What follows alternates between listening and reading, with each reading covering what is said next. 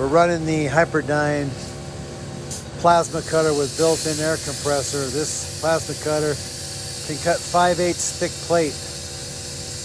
Running this on the 5000 plus.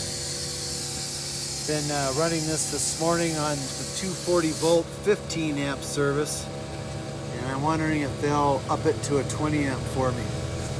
Been running this machine for 5 hours straight. We're still at 75% battery power. Started out with 100. And even though the overload is just blinking, operation is flawless. Which means on a 15 amp service, it's running this machine to its maximum.